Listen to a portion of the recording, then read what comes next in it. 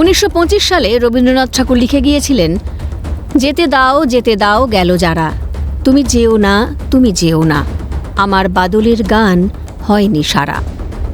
শুক্রবার হঠাৎ বিধানসভার বাদল অধিবেশন চলাকালীন সেই গান গেয়ে বসলেন বিধানসভার স্পিকার বিমান বন্দ্যোপাধ্যায়। ঠিক এভাবেই বৃহস্পতিবারের পর শুক্রবারেও উত্তাল হল বিধানসভা। চুপ, বিধানসভা চলছে, এই স্লোগান তুলে ফের ওয়াকআউট করলেন বিজেপি বিধায়করা। বিষয়টা শুরু থেকে বলা যাক। বৃহস্পতিবার ওয়েস্ট বেঙ্গল সেলস ট্যাক্স সংশোধনী বিল 2025 পেশের পর অর্থমন্ত্রী চন্দ্রিমা ভট্টাচার্য ভাষণ দিতে উঠলে কক্ষ ছেড়ে বেরিয়ে গিয়েছিলেন বিজেপি বিধায়করা। বারবার কক্ষ ছাড়তে বিজেপি বিধায়কদের বারণ করেছিলেন স্পিকার, কিন্তু তাতে কর্ণপাত করেননি বিজেপি বিধায়করা। শুক্রবার যেন উলটপুরাণ। প্রতিদিনের বিজেপির হাতিয়ার, বিজেপিকেই ফিরিয়ে দিল তৃণমূল। শুক্রবার স্পোর্টস ইউনিভার্সিটি বিল নিয়ে আলোচনা শুরু হয়। বিল পাঠ করতে শুরু করেন বিজেপি বিধায়ক তথা বিধানসভার মুখ্য সচেতক শঙ্কর ঘোষ। বাধে হই হট্টগোল। শঙ্কর ঘোষ বলতে গেলেই বাধা দেন শাসক বিধায়করা। তাঁরা নাছোড়, বিজেপি বিধায়কদের কথা শুনবেন না। তৃণমূলের শিউলি সাহা, অসীমা পাত্র, বেচারাম মান্না সহ শাসক দলের বিধায়করা বলেন, বিজেপি বিধায়কদের কথা শুনব না। স্পিকার বারণ করলেও নিজেদের অবস্থান থেকে নড়েননি শাসক দলের মন্ত্রী বিধায়করা। নজিরবিহীন দৃশ্য চলতে থাকে বিধানসভায়।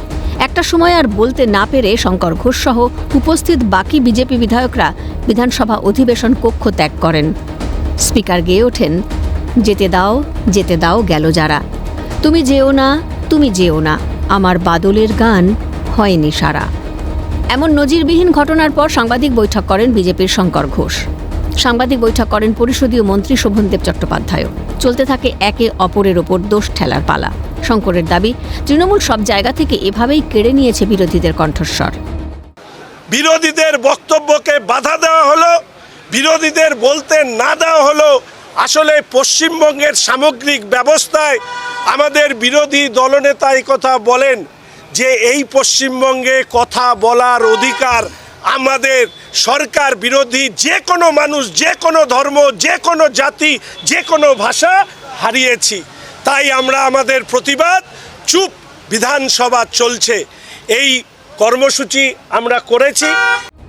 চাঁচাছোলা ভাষায় স্পিকারকে আক্রমণ করেন শঙ্কর ঘোষ। শোনার মতন সাহসিকতা বা মানসিকতা ছিল না তাদের মধ্যে। তারা প্রিডিটারমাইন্ড হয়ে এসেছিল যে আমাকে তারা বলতে দেবে না।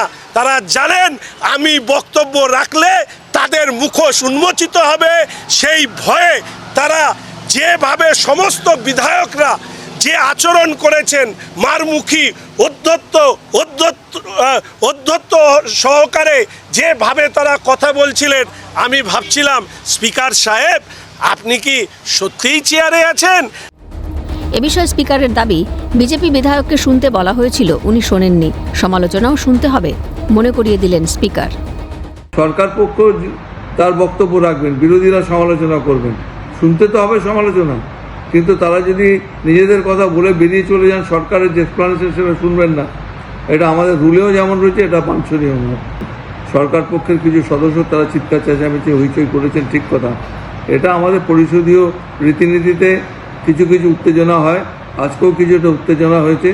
তবে এটা অতটা সেভাবে ব্যতিক্রমী ঘটনা বলেই আমি বলবো যে যেহেতু আজকে বিরোধী দলের যারা বলতে উঠেছিলেন, সরকারের আমাদের যারা বিধায়করা ছিলেন তারা গতকালের রেফারেন্সটা টেনে তারা বলছিলেন যে আপনি তো আজকে বলছেন কিন্তু আপনাকে বসে শুনে যেতে হবে, আপনি বলুন যে শুনবেন। তিনি কথা শুনলেন না, চলে গেলেন।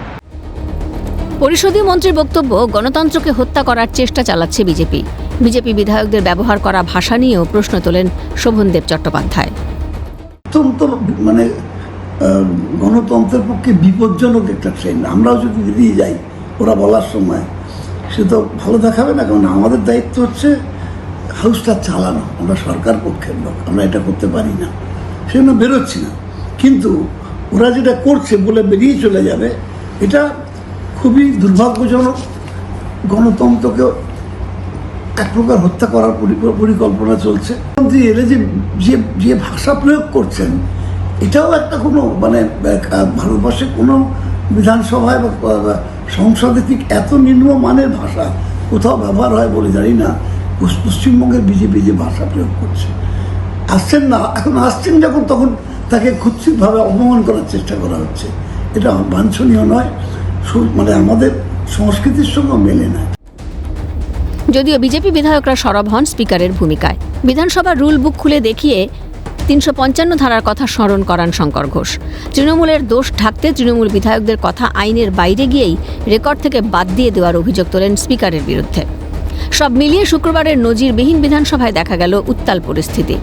তবে রাজনীতিতে শাসক বিরোধী জাঁতাকলে কার ভূমিকা গণতন্ত্রের পক্ষে, কার ভূমিকা গণতন্ত্রের বিপক্ষে তা প্রকৃত অর্থে সাধারণের বোঝা দায়, মত ওয়াকিবহাল মহলের।